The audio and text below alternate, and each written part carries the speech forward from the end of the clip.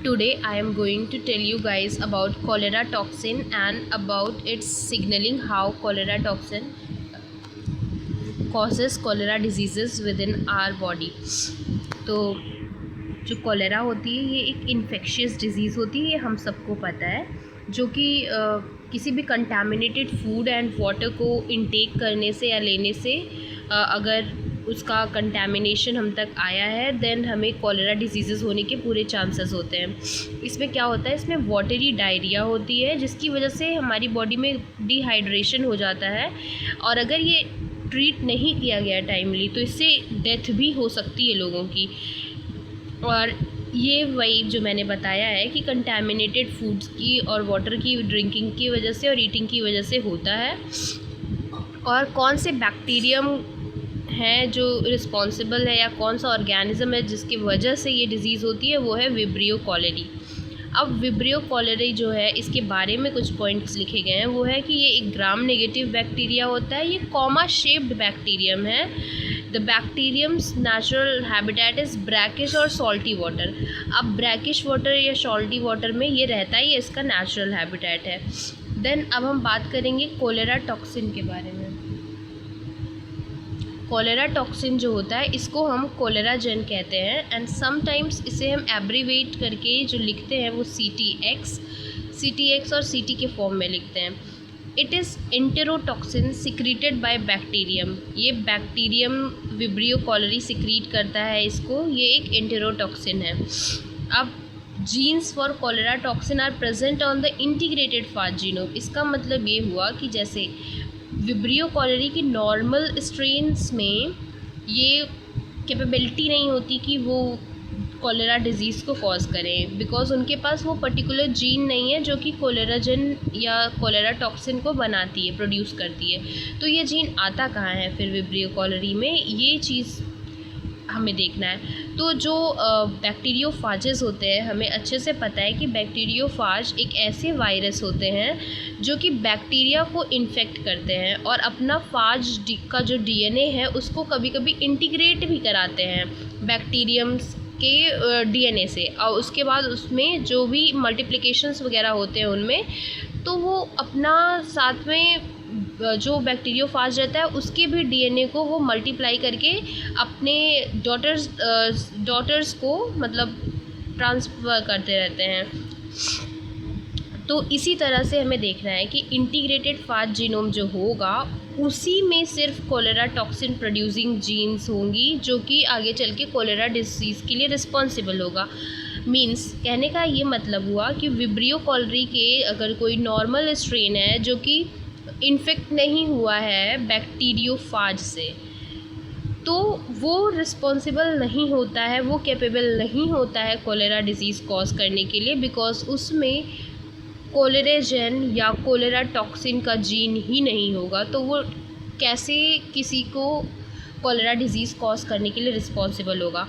But एक strain ऐसा भी होता है विब्रियो कॉलेरा का, अगर मान लो कोई बैक्टीरियम विब्रियो कॉलेरी के हैं और उस पर फाज ने या बैक्टीरियोफाजेस ने अटैक किया और अपना DNA भी उसके अंदर इंजेक्ट करके इंटीग्रेट करा दिया है, देन अगर तब वो ह्यूमन को अफेक्ट कर रहा है, वो बैक्टीरिया ह्यूमन के अंदर आ रहा है, देन उसके अंदर तो कोलेराजेन या cholera toxin producing genes present होंगी, एंड देन वो रिस्पॉन्सिबल होगा डिज़ीज़ कॉजिंग के लिए कोलेरा के।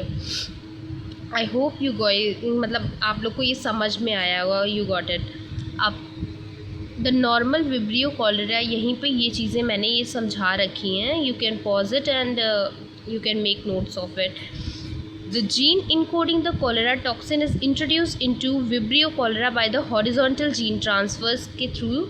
ये जो मेथड होता है इससे विब्रियो कॉलेरा में ये कोलेरा टॉक्सिन की जीन बैक्टीरियोफाजेस से आती है। Cholera toxin is a oligomeric और multimeric complex made up of 6 protein subunits. अब कोलेरा टॉक्सिन जो है एक ओलिगोमेरिक या कह लो कि मल्टीमेरिक कॉम्प्लेक्स है जो कि बना हुआ है 6 प्रोटीन सब यूनिट्स से, A सब यूनिट एंड 5 B सब यूनिट। एक A सब यूनिट है और 5 B सब यूनिट है, लेकिन A सब यूनिट के अंदर भी 2 पार्ट है, A1 एंड A2। अब A subunit has catalytic property. A subunit के पास कैटालिटिक प्रॉपर्टी या कह लो कि एंजाइमेटिक प्रॉपर्टी होती है। रिजल्ट ऑफ कोलेरा क्या होगा? मैसिव या वाटरी डायरिया होगा, जिसकी वजह से डिहाइड्रेशन होने के चांसेस बढ़ जाते हैं। अब single copy of A subunit जो कि एंजाइमेटिक है and 5 copies of the B subunit जो कि रिसेप्टर से बाइंड करते हैं, डिनोटेड एज AB5। इसको इस तरह से हम लिखते हैं। इसका कोलेरा टॉक्सिन का स्ट्रक्चर कुछ इस तरह से होता है। ए सब यूनिट जिसको हम वर्कर पार्ट भी कह सकते हैं एंड बी सब यूनिट जो कि 5 होती हैं, इसको हेल्पर पार्ट भी कहते हैं। Like this is the structure. और इसको अगर हम को लिखना होगा तो हम ऐसे लिखेंगे, ए एक सब यूनिट है, देन बी 5।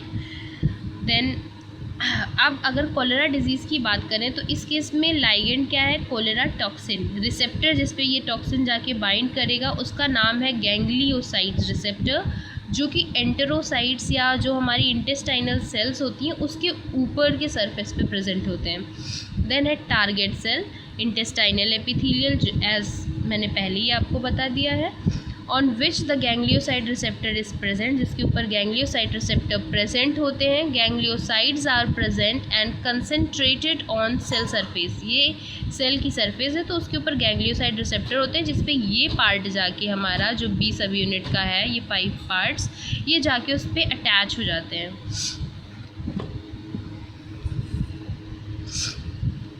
अब यहाँ पे है कोलेरा टॉक्सिन की सिग्नलिंग पाथवे को सिंपल वर्ड्स में समझते हैं।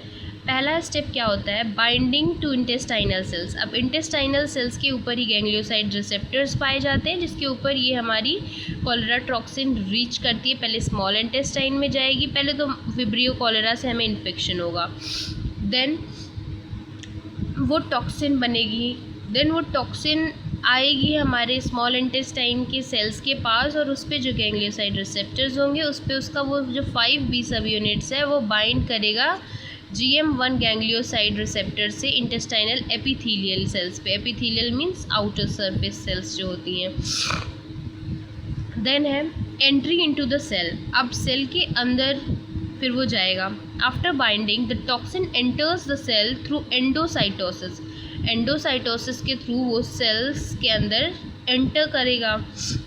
It travels through Golgi apparatus. अब वो गोल्जी एपरेटस से देन एंडोप्लाज्मिक रेटिकुलम को जाएगा। तो अब यहाँ पे 2 तरह के ट्रांसपोर्ट होते हैं। एक होता है गोल्जी से एंडोप्लाज्मिक रेटिकुलम, तो उसको रेट्रोग्रेड कहते हैं, और एक होता है एंडोप्लाज्मिक रेटिकुलम से गोल्जी, तो उसको हम एंटेरोग्रेड ट्रांसपोर्ट कहते हैं। ठीक है, तो इसका सीक्वेंस कुछ ऐसा रहेगा। ये पहले तो मेम्ब्रेन पे आता है, देन एंडोजोम या कि एंडोसाइटोसिस जब होती है तो जो उसमें लेयर बनती है, देन उसके अंदर हमारा ये टॉक्सिन इस तरह से रहता है बना, उसको कहेंगे एंडोजोम के अंदर जाता है। देन एंडोजोम्स के बाद वो गोल्जी एपरेटस के पास, देन गोल्जी से एंडोप्लाज्मिक रेटिकुलम के पास, देन साइटोप्लाज्म के पास। उसके बाद वो जाके एक्टिवेट करता है जी प्रोटीन को, जो कि एस यानी कि स्टिमुलेटरी जी अल्फ़ा है, जी अल्फ़ा एस को। तो जी अल्फ़ा एस प्रोटीन का मतलब हुआ जी अल्फ़ा सब यूनिट जो होती है स्टिमुलेटरी ये है, ठीक है, इनहिबिटरी नहीं है, जिसकी वजह से बहुत ज़्यादा CMP बनने लगते हैं।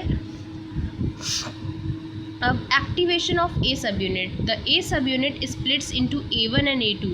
ए सब यूनिट जो है ये 2 पार्ट्स में ब्रेक हो जाता है, A1 पार्ट और A2 पार्ट में।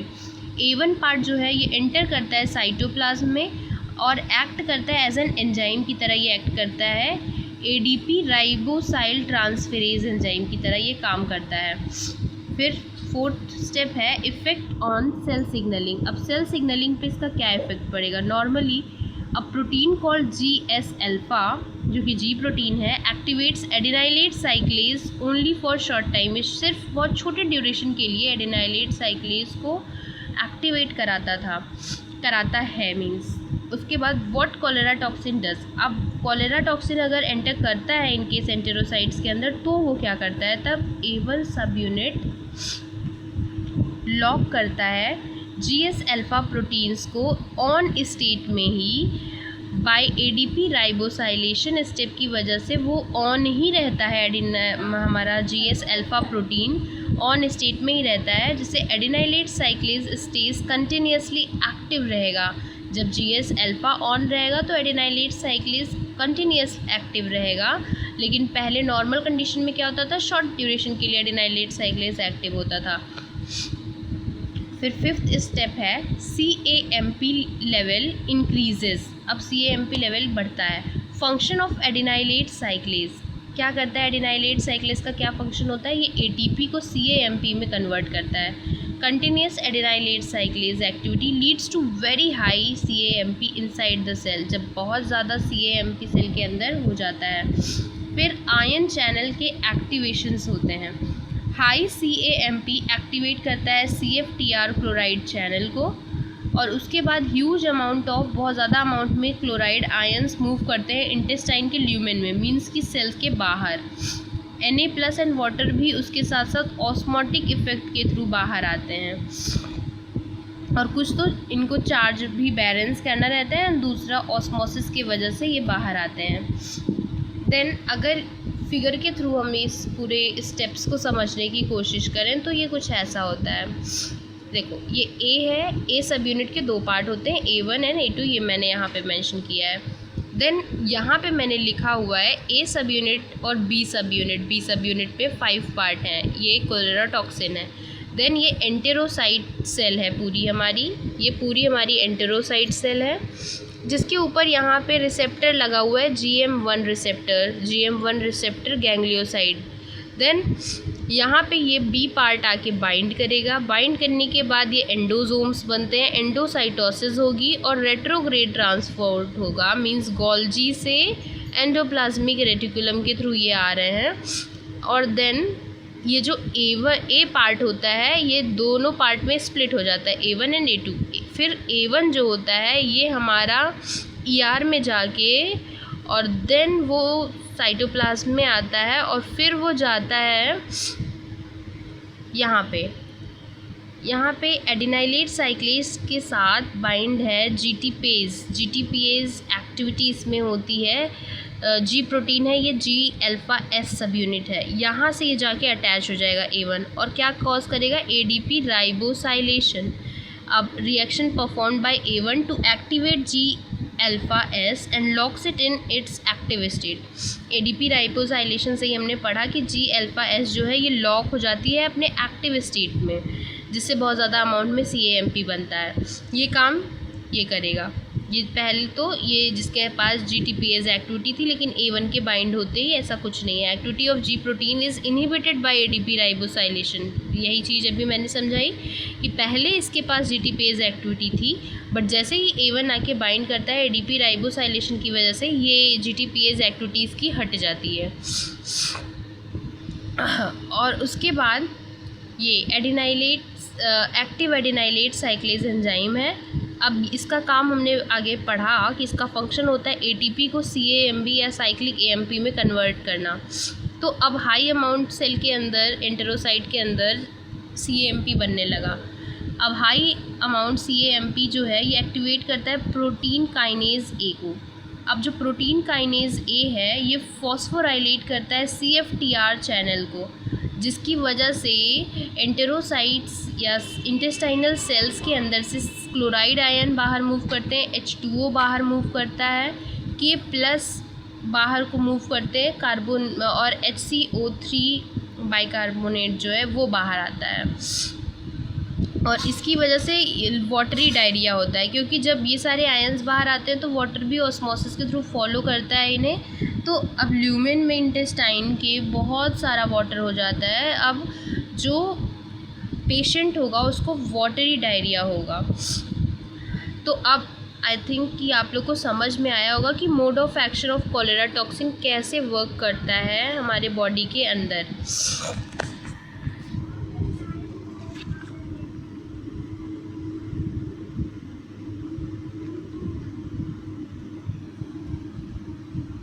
अब अगर हम ADP राइबोसाइलेशन की बात करते हैं तो ADP राइबोसाइलेशन क्या होता है। ADP राइबोसाइलेशन में एडिशन होता है 1 और मोर ADP राइबोज मोइटीज़ का on a protein. It is a reversible post-translational modification that is involved in many cellular processes including cell signaling, DNA repair, gene regulation and apoptosis. और यहाँ पे एक और सिंपल सा डायग्राम रखा हुआ है मैंने, इसके थ्रू भी आप देख सकते हैं कि कैसे ये एक्सटीरियर है सेल के बाहर का, ये साइटोसॉल है सेल का, ये प्लाज्मा मेम्ब्रेन है, ये हमारा जो है रिसेप्टर है GPCR वाला, क्योंकि देखो 7 ट्रांस मेम्ब्रेन है, 1 2 3 4 5 6 7, ठीक है।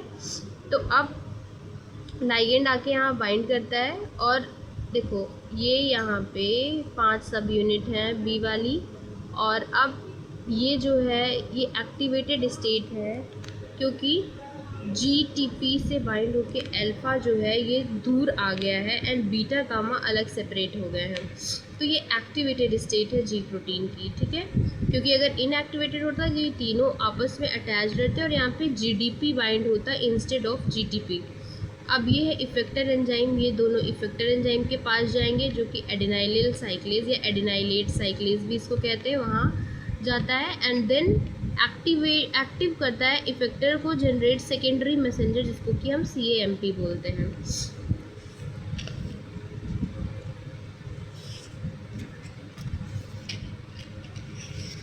आई होप कि अब आप लोगों को ये समझ में आ गया होगा कि कोलेरा जो है वो कैसे कॉज होता है। Thank you, please do like share and comment.